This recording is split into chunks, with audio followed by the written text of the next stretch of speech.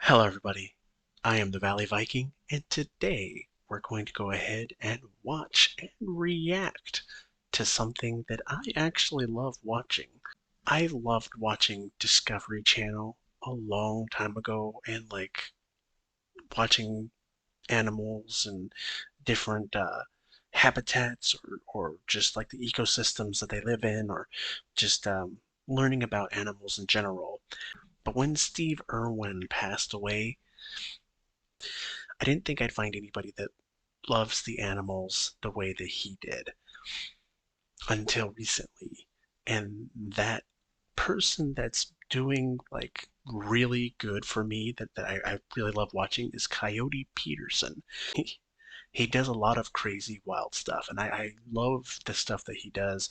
Um, now, he started his channel checking out animals, checking about uh, like their habitats, checking out the way that they lived, like all kinds of different things. Um, and then he did like the sting index, and he did like a bite index. He did so many different things on YouTube that eventually he was picked up by Discovery Channel.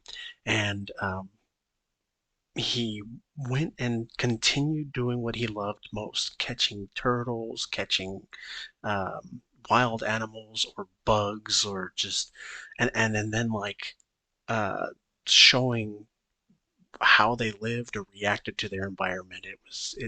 It's really awesome to see like somebody that goes from YouTube to something like a big network, to see them on TV basically.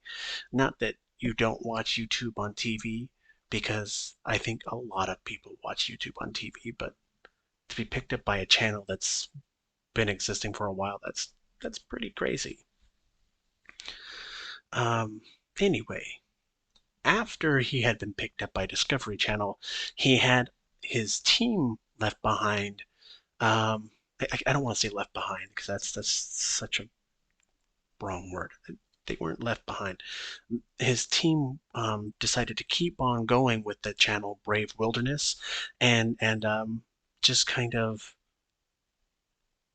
I guess, doing the same things that he was doing uh, in that place, because there was so many people that wanted to see more of that content. With that all being said, I wanted to watch a video today that looked really interesting, and I wanted to watch it with y'all. This is Bitten by a Deep Sea Creature by Brave Wilderness. It's really interesting to see, like, because there are smaller ones that live on the beach. They call them beach fleas. I think that's what they're called. Anyway, they they get to the bottom of the ocean and they look like that.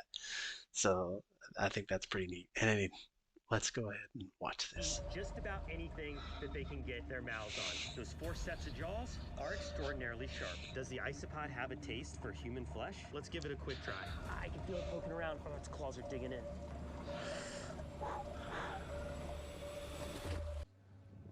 Today is a big day for the Brave Wilderness channel because in this video, we are about to have our very first ever close encounter with a deep sea creature. Now, I know what you're thinking, Mark, where is the boat? You've got to head way offshore to do something like that. But I'm here to tell you, where we're going, we don't need boats. Ooh. Welcome to Aquarium Encounters, a unique interactive destination in Marathon, Florida, which also happens to be one of the only places in the world to encounter the creature we're after today. As I wandered through the open layout of the aquarium and passed by sharks and other incredible marine life, I was in disbelief of what we were about to film, until I finally spotted the tank we were after in the distance. Wow. That's so Are you crazy. kidding me? Look at how cool these are. Yeah. I cannot believe we are standing right in front of this mini deep sea giant isopod. This is something that you will probably not find anywhere else on Earth. This is one of the only places in the world to get hands-on with the deep sea isopod. We've got 1, 2, 3, 4, 5, 6, 7, 8 giant isopod in the tank in front of us to learn all about in today's video. Whoa. This is incredible. I cannot believe we're We're standing in front of these creatures. There are about 20 variety of them that live in the Atlantic, the Pacific, and the Indian Oceans, very, very deep at the bottom. We're talking anywhere from 700 to 7,000 feet. Wow, that is deep. And about half of the isopods on planet Earth live in the ocean and half of them live on land. Although these are the largest isopods that you can find, the ones that live in your backyard are those small little pill bugs. Those Yeah, is related directly to the giant isopod. that's pretty Now, cool. even though they look like it, these isopods are not insects. They're not bugs. They're actually more closely related to crabs and lobsters. And oh boy, they are super weird looking, I will admit, but man, are they cool. If you were to come visit this aquarium, anyone is allowed to touch the deep sea isopods. This is a touch tank. In fact, there are ports all around the top here, and yep, that water is cold. Definitely kept below 50 degrees at all times, but anyone can come up and pet the giant isopods. But today we are getting extra special permission to remove the top of the aquarium and get really hands-on because I want to get the giant isopod as close to the cameras as possible. Because these animals live in the deepest parts of the ocean, they need to keep their aquarium here as cold as possible. So this water is kept around 50 degrees Fahrenheit at all times to mimic the deepest parts of the ocean. All right, here goes nothing. Time to get hands-on with the giant isopod. Oh, this is creepy. Here we go. Whoa. Oh, man. Alien. That is unbelievable. Look at that face. That's Face pretty only a cool. mother could love. I think you're cool, though. You're All right. right. Why is the giant isopod so giant? I mean, its cousin, the roly-poly, is probably 1,000th of its size. Well, the most well-accepted theory is deep-sea gigantism, which is found in a variety of animals, most notably in the squid species. Of course, you probably heard of the giant squid or the colossal squid that are huge. Same goes with the giant isopod, much, much larger than any of its terrestrial or shallower relatives. Now, there are around 20 species of large isopods that live in the deep sea, but this one is the biggest. And there are two size ranges. There's giants and Wow. supergiants. A giant isopod will be anywhere from 3 to 6 inches, and a supergiant, like this one, can be up to 2 feet in length. And I would say the one in front of us here is approaching maximum size. That's so crazy. This is too cool. Now, the exoskeleton is really rigid, a lot like a lobster or a crab. I can really feel the rigidity of those segments. The underside is very soft. I can actually press in on the belly of the beast. That is wild. I did not expect a giant isopod to have softer parts like that. And on the underside here, we have the pleopods, which can also be found on animals like lobsters. And these are the swimming appendages of this animal. Yes, That's believe it or so not, cool. although this looks like an insect that can only crawl around, the giant isopod is an excellent swimmer. And what's also really cool about the pleopods is these are the appendages that allow the animal to breathe. There's actually a gas exchange that occurs in those parts of the animal. The legs feel super creepy, but not that menacing. Now, we'll move up from the legs, and we want to take a closer look at that head. So notice the giant isopod has pretty big eyes. In fact, their eyes are specially developed for very dark environments. When you get below 1,000 feet in the ocean, you enter what's called the midnight zone, where almost no light can travel. So for their entire lives, these animals live in almost complete darkness. They have That's pretty so poor crazy. eyesight. They're not very responsive to light changes at all, and they rely most of their lives on navigating around and understanding their environment through these 4 antenna appendages here. There's 2 sets of antenna. The small ones at the top are chemical sensing.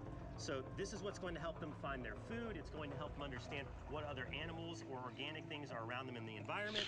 And then you have the feelers, the 2 longer antennae underneath. And these 2 antennae are used to feel their way around their environment, which is completely dark.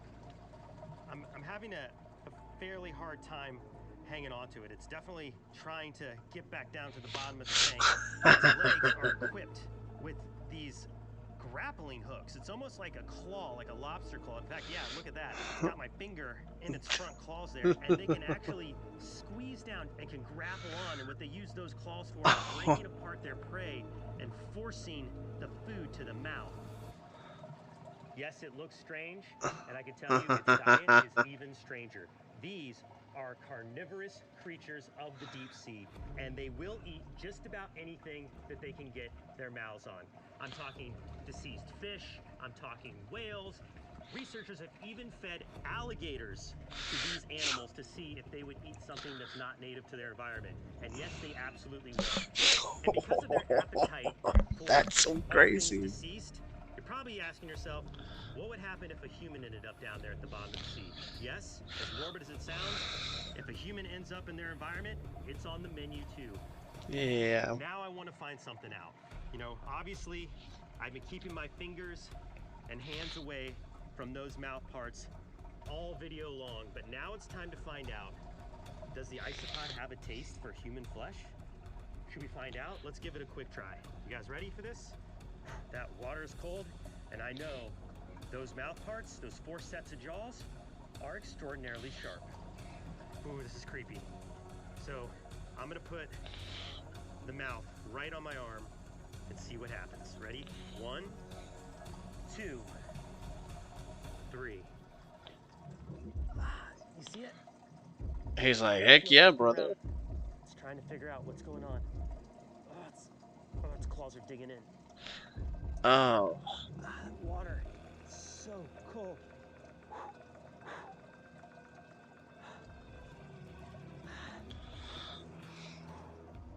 Nothing. Just wants to hang out. And I wanted to show you that for a reason, because although these creatures can look menacing, they are absolutely gentle giants, and they would never bite a human being in this circumstance. He So said, if you leave ever your get to arm be there a for a little visitor, bit if you ever longer. come out to this aquarium, I highly recommend that you check out the giant isopod touch tank, because getting hands on or even having the chance to touch an animal from the abyss like this is truly a once-in-a-lifetime opportunity. All right, well, my hands are freezing. I'm gonna put our isopod friend here back at the bottom of the tank. I hope everybody at home enjoyed this look at our first ever deep sea creature. I'm Mark Vins. Be brave. Stay Stay wild. wild. We'll see you on the next adventure. Crazy. I guess he has taken over. That's crazy. There were questions that I kind of had for myself.